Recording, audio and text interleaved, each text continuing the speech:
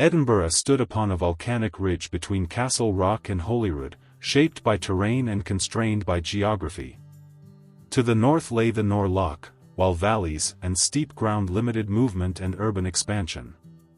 By 1750, the city remained concentrated inside medieval boundaries first designed for defense and security purposes. Edinburgh occupied a strategic position within eastern Scotland, linked to surrounding regions through roads and nearby ports. The Firth of Forth connected local commerce with wider British and European maritime networks during the 18th century. Population growth created pressure inside the city's confined urban space during the middle of the 18th century. Edinburgh contained approximately 49,000 inhabitants by the middle of the 18th century, within limited territory. Physical constraints encouraged vertical construction, with residential buildings rising several stories above narrow passageways. Dense tenements housed wealthy residents and laborers within remarkably compressed districts of the Old Town. The arrangement reflected inherited social patterns rather than modern concepts of organized residential separation or planning. Daily movement followed closes and winds descending from the Royal Mile toward lower commercial and service districts. Open drainage and crowded conditions affected sanitation across many sections of the urban landscape during this period. Contemporary observations frequently described smoke, congestion, and difficult living conditions throughout central Edinburgh districts. These conditions contributed to the enduring nickname Auld Reekie, associated with smoke and dense urban activity. Yet Edinburgh also held influence beyond its physical scale through legal, educational, and administrative institutions. The city functioned as an important centre for Scottish law after the political union with England. The 1707 union altered political structures while preserving distinctive Scottish legal and educational institutions across the country. Lawyers, officials, professors, and merchants increasingly shaped the city's social and economic character during these decades. Professional activity gradually replaced older patterns centered upon aristocratic and courtly concentrations of influence. Economic power increasingly relied upon services, finance, administration, publishing, and educational institutions within Edinburgh itself.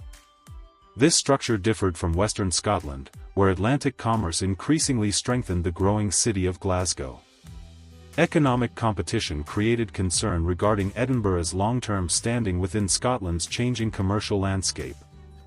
The Scottish Enlightenment developed within this environment of learning, administration, and expanding intellectual exchange. Writers, physicians, philosophers, and legal scholars contributed to growing international recognition during the 18th century. Ideas circulated through universities, societies, taverns, and publishing networks spread throughout the city. Intellectual prominence contrasted sharply with physical conditions visible across many districts of the Old Town. Political leaders increasingly viewed urban reform as necessary for civic reputation and economic competitiveness. Lord Provost George Drummond emerged among the strongest advocates for physical transformation within Edinburgh. Drummond served multiple terms and pursued plans intended to modernize the city and encourage expansion. He believed infrastructure and urban planning carried political and economic consequences extending beyond municipal boundaries. Reformers argued that improving the capital would strengthen Scotland's wider national development and prestige. Urban improvement therefore became associated with political confidence and institutional ambition during this period. The Nor Loch represented a major geographic obstacle north of the city's historic core. Long regarded as defensive terrain, it increasingly obstructed expansion plans during the 18th century. Authorities began efforts to drain the Nor Loch and create opportunities for future development. Work associated with drainage proceeded during the late 1750s as civic ambitions gained greater momentum. Changing the landscape required substantial engineering and reflected confidence in long-term urban transformation. These efforts represented more than construction projects because they altered the city's geographic possibilities. Infrastructure became a political instrument capable of shaping social organization and economic movement throughout Edinburgh. Movement between districts remained difficult because terrain and medieval streets restricted transport across the urban environment. Merchants faced delays transporting goods through confined spaces and irregular routes within the existing city structure. Economic efficiency increasingly depended upon improvements connecting future districts with older urban areas. Attention turned toward a bridge capable of crossing northern ground beyond the historic settlement boundaries. The first stone of North Bridge was laid during 1763 under George Drummond's direction. North Bridge represented a decisive turning point in Edinburgh's physical and political development. The project aimed to connect the old town with planned expansion northward beyond previous barriers. Its construction reflected confidence that engineering could overcome natural obstacles and direct urban growth. The bridge also carried wider consequences for investment, movement, and future land development opportunities. However, construction encountered serious difficulties associated with unstable foundations and earlier deposited material. Part of the bridge structure collapsed during August 1769, causing 5 recorded deaths. The collapse demonstrated risks accompanying ambitious projects undertaken during rapid periods of civic transformation. Authorities continued rebuilding despite financial costs and public concern surrounding the disaster. This reaction revealed institutional commitment toward expansion despite visible engineering setbacks and uncertainty. North Bridge eventually reopened during 1772 after reconstruction and additional expenditure became necessary. Its completion altered movement patterns and created direct access toward land north of the original city. Geography no longer imposed identical restrictions upon future planning and urban development decisions.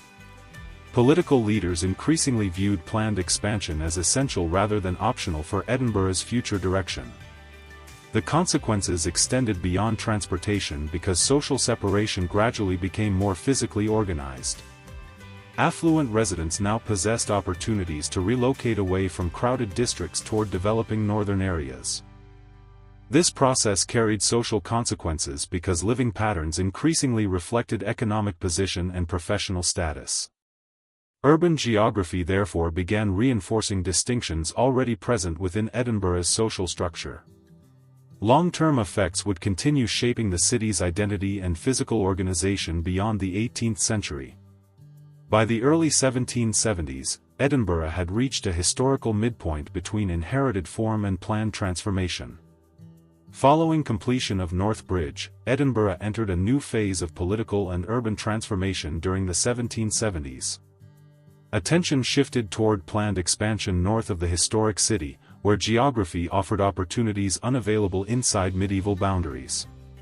In 1766, architect James Craig won the competition for Edinburgh's new town design. Craig proposed a structured street system intended to improve movement, organization, and civic order across expanding districts. The design reflected Enlightenment principles emphasizing reason, symmetry, and deliberate planning within the built urban environment. Construction of the new town proceeded gradually, supported by municipal authorities and investment from wealthy residents. Economic motivations extended beyond housing because expansion aimed to strengthen Edinburgh's competitiveness within Scotland's changing economy. Urban restructuring also produced social consequences as affluent families increasingly departed crowded districts of the old town. This movement reshaped patterns of residence and created greater physical separation between social groups across Edinburgh.